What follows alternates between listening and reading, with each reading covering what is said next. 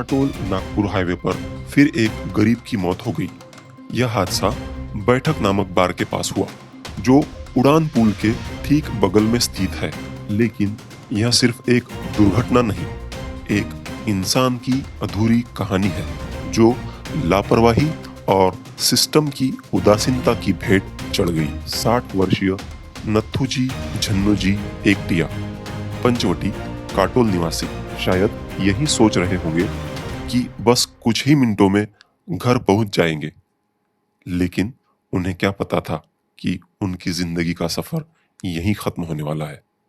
रात के अंधेरे में जब वे अपनी बाइक पर घर लौट रहे थे, तभी नागपुर की ओर से तेज रफ्तार ट्रक आया। जैसे ही वे सड़क पर निकले, अचानक ट्रक ने हल्की टक्कर मारी, जिससे उनकी बाइक डगमगा गई। वे खुद को संभालने की कोशिश कर ही रहे थे कि तभी दूसरी ओर से MSRTC बस आ रही थी। महामंडल बस आ रही थी। बस चालक ने पूरी कोशिश की कि वह टक्कर से बच सके, लेकिन बाइक सवार अचानक बस के सामने आ गया।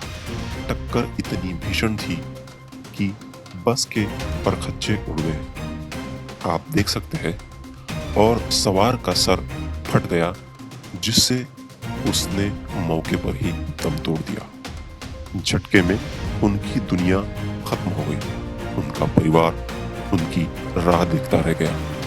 जिस इंसान ने शायद सुबह अपने बच्चों से कहा होगा जल्दी लौटूंगा, वह अब कभी वापस नहीं आएगा।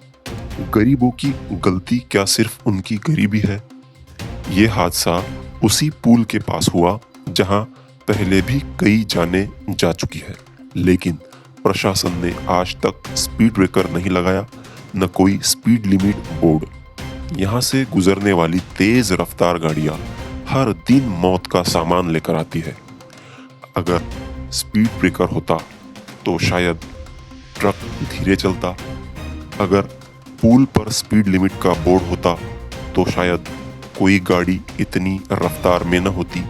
अगर समय पर कदम उठाए गए होते तो शायद नथुजी आज जिंदा होते।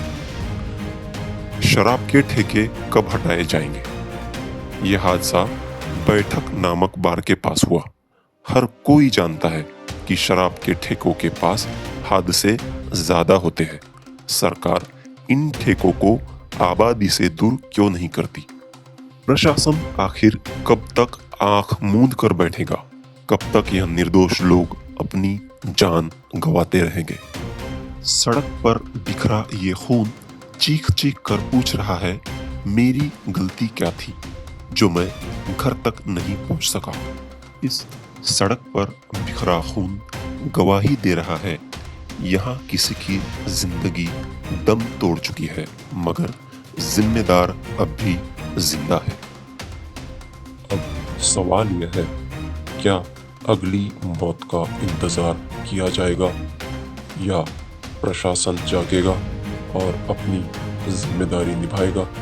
क्योंकि हर सड़क हादसे में सिर्फ एक इंसान नहीं मरता, बल्कि एक परिवार उजड़ जाता है।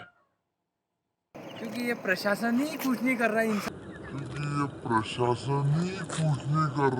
प्रशासन की गलती दिख रही है कि यहाँ पे ब्रेकर रखना चाहिए इंसान ने कि नहीं, यहाँ से धीरे आना चाहिए।